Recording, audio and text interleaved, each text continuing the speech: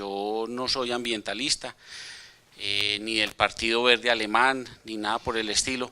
No porque no me gustara, me encantaría. Tal vez ya me dediqué a otras cosas, ya la vida se hizo un poco tarde para eso, pero sí tengo una preocupación desde que llegué a mi tema de investigación, que en realidad me siento muy honrado de que se asocia al agua, pero en realidad yo preferiría llamarlos los servicios públicos.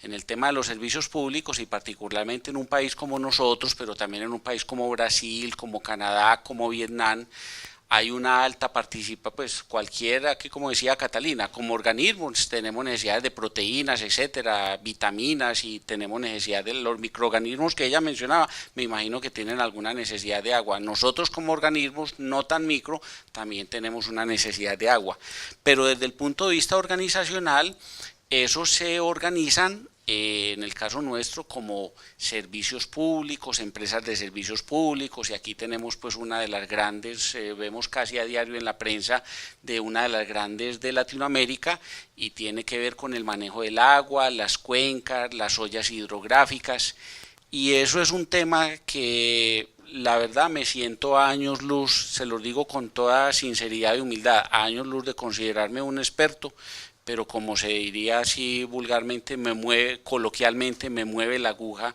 el tema de la utilización del agua. Entonces, en ese sentido, lo ambiental es algo que no podemos soslayar, es decir, sacarle el cuerpo. Lo otro es que como parte de un grupo, una escuela de administración y de un grupo de investigación que es en historia empresarial, nuestro reto es mirarlo desde la perspectiva también de la racionalidad económica, de la racionalidad empresarial. Es decir, cómo hacemos para utilizar eso en términos de generación de riqueza, en administración se diría de valor agregado, etcétera, pero con un muy hondo respeto por el tema ambiental.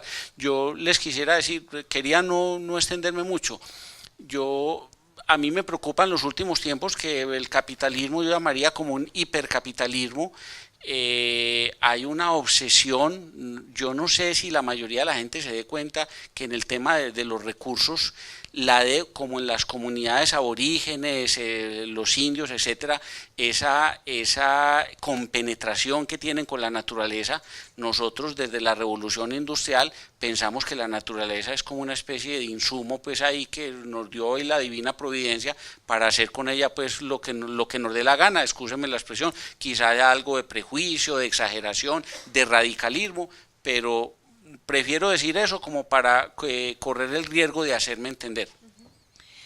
Y en esta reconstrucción desde la empresa prestadora de un servicio público como el acueducto, el alcantarillado, ¿cuál ha sido una motivación que tú encuentres permanentemente en el tiempo que has dedicado a esta actividad? A ver, ustedes saben, de pronto ustedes hacen parte de una generación, llamemos así como con una autoestima más elevada, más internacional, con más nosotros somos muy dados, por ejemplo, cuando yo pasé con estas aulas, la 80-90% de los ejemplos eran empresas extranjeras, ¿sí? Entonces hoy día podemos hablar de Apple o de Microsoft, pero resulta pues que en nuestro medio ya tenemos una cantidad acá en esta ciudad, en esta región, pero en Bogotá, en otras partes, una serie de empresas multilatinas, etcétera. Desde el punto de vista de los servicios públicos, y es parte de mis preocupaciones, ya tenemos un monstruo, ha sido también manejado, que ya se convirtió corporativamente en un monstruo, ustedes han oído hablar de EPM o no, ¿saben? EPM, Empresas Públicas de Medellín, les es familiar eso. Una vez un estudiante en el ITM me dijo al final, una forma, yo diría que hasta muy afectuosa, me dijo, ¿usted por qué no aclara un comienzo que está hablando de una empresa que es pública? Resulta, si me guío por esa niña, no se daban cuenta, no se dieron cuenta muchos de ellos que estaba hablando pues de un ente público, en este caso en el manejo de los servicios públicos. Bueno, por un lado EPM ya no es EPM, sino que es un grupo, se llama Grupo EPM, así como ISA, Interconexión Eléctrica, es un grupo con más de 30 empresas. Esta semana veía que EPM ya son 45 empresas, y la mayor parte de ellas por fuera del país. Entonces, fuera de esos del 2000, que se llama ya oficialmente Grupo EPM, y en un momento dado ya es la internacionalización, así como decimos EAFID abierta al mundo, pero yo creo que en ningún momento podemos olvidar que EAFID es de Medellín, nació acá, si haya sedes en este momento en Bogotá y en media docena de ciudades del país, y de pronto en un futuro las haya pues en San José de Costa Rica o en Miami o alguna cosa, algo así por el estilo. Entonces es el asunto de que hay que reconocer un manejo racional, pero volver a una serie pues de elementos básicos como es la naturaleza, el agua, el uso de los recursos, y no solamente en el agua, sino en muchas cosas, esa llamemos así como sobreexplotación por el excesivo consumo en el cual hemos caído. Yo no sé si ustedes han oído hablar que la huella hídrica, que la huella ambiental, que la huella no sé qué, una serie de conceptos que se están desarrollando. Entonces, pues la cantidad de agua, de luz que consumimos durante, hasta las mismas empleadas, yo me pongo a ver desde la casa de mi mamá hasta recientemente, de pronto nos acostumbramos a que al lavar los platos es esa canilla, pues como dirían las señoras, a todo chorro. Yo estoy seguro que con la tercera parte de ese chorro, pues yo lavo muchos, no sé cocinar, pero lavo muchos platos en la casa, con la tercera parte de ese chorro se podría lavar la cocina, en cosas tan sencillas como eso. Esto no es un asunto solo de la olla hidrográfica o el partido ambiental o no sé qué, sino en las costumbres diarias, en la basura que generamos, etcétera, etcétera. De pronto, muchachos, esto no es un sermón, porque yo creo que por los compañeros míos me doy cuenta hoy día que los muchachos desde la guardería ya son formados en esa línea. O sea, no es un sermón, sino que quizás tomémoslo más como algo autocrítico en la forma que fuimos levantados, la generación de todo eso, Ana María. Juan, y si bien pues tenemos un objeto de estudio que cambia al mismo tiempo que lo estamos estudiando, ¿podríamos apresurar algunos resultados que tú quisieras obtener en tu investigación?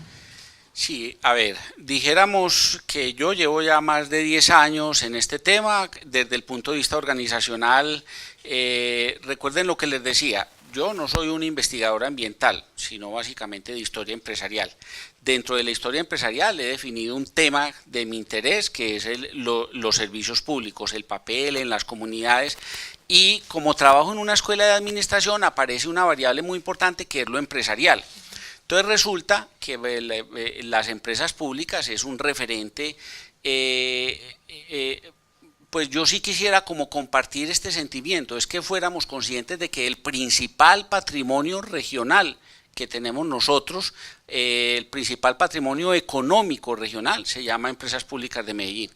Entonces, mi perspectiva, mi responsabilidad la siento como en rastrear en la historia a partir de documentos, a partir de prensa. Los periódicos pues existen desde el siglo XIX, hay entidades como la Universidad de Antioquia, la Biblioteca Luis Ángel Arango que se han preocupado por conservarlos, están microfilmados, etcétera. Mostrar pues de que la historia nos puede dar señales, nos puede dar enseñanzas, sin dejar de desconocer que ya estamos en un mundo global, interconectado, que todos ustedes hacen parte, supongo yo, de redes sociales, tienen Facebook, Twitter, etcétera, etcétera. Entonces, sin dejar de desconocer las nuevas cosas que nos trae la tecnología, hay una serie de enseñanzas que nos da la historia, que es, por ejemplo, que creo que hacia ahí apunta la pregunta de Ana María, acerca del manejo que ha tenido pues una entidad de esta naturaleza.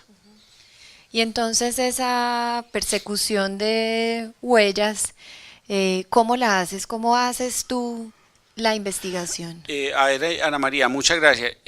Quizás esto no les vaya a parecer muy divertido, el Hobbit, sí, y los Juegos del Hambre y esas cosas, pero los historiadores trabajamos con archivos. Y es mejor decir estas cosas así como con claridad.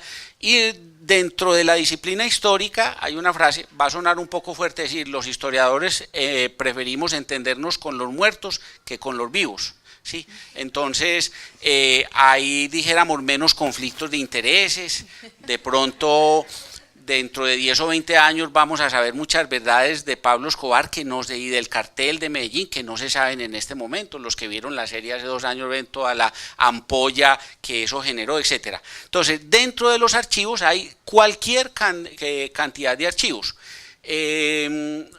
que sería imposible enumerarlos. Les doy un ejemplo como desde el punto de vista actual. No sé si ustedes saben que este año 2014 el mundo, y aprovecho casi como una propaganda histórica, tiene dos conmemoraciones de capital importancia, que son los 100 años de la Primera Guerra y los 25 años de la caída del muro de Berlín. Si ustedes me permiten, yo les diría que ustedes son hijos del muro de Berlín, o sea, la caída del bloque comunista, etcétera, etcétera. La semana pasada leía que Gran Bretaña acaba de liberar, eso se llama técnicamente desclasificar, 300.000 documentos, o sea, los puso en no sé qué archivo digital, de cartas de soldados que enviaban a sus familiares, a la señora, a la mamá, a la novia, etcétera. Entonces, eso nos va a permitir conocer unas verdades que durante 100 años permanecieron ocultas. Ya centrándome en mi trabajo, yo dentro de los archivos con los cuales trabajo, y aquí los amigos de la Universidad de los Niños saben como esa debilidad, hay otros archivos que se llaman prensa. Entonces, por ejemplo, más o menos lo insinúo ahora, dentro del rastreo de los servicios públicos, claro, hay que complementarlo con otros archivos, pero yo dijéramos, como decía aquí Catalina, que hablaba del deseo, del gusto, de levantarse con las ganas de ir al laboratorio. A mí, por ejemplo, pues leer prensa, y no estoy hablando del periódico de hoy, que también lo leo, sino el periódico de hace 10 o de hace 50 años. Un descubrimiento de esa naturaleza es algo pues que me produce mucho placer. ¿Cómo se hace? Fíjense, por ejemplo, muchachos, que en la década del 40 aquí hubo una escasez de agua, como en la década del 40 en Medellín, a mediados, como la hay en cualquier ciudad, como la hay en Venezuela, que tiene problemas. No sé si recuerdan cuando Chávez salió una vez en televisión a decir, hay 30 segundos para echarse agua y 30 segundos para enjabonarse y cierre la canilla y todo ese tipo de cosas. Hubo que hacer un termómetro en Medellín y hubo que hacer un reinado, el reinado del agua, para que la gente aportara y se llegara a una cifra para poder construir, ampliar y mejorar el acueducto.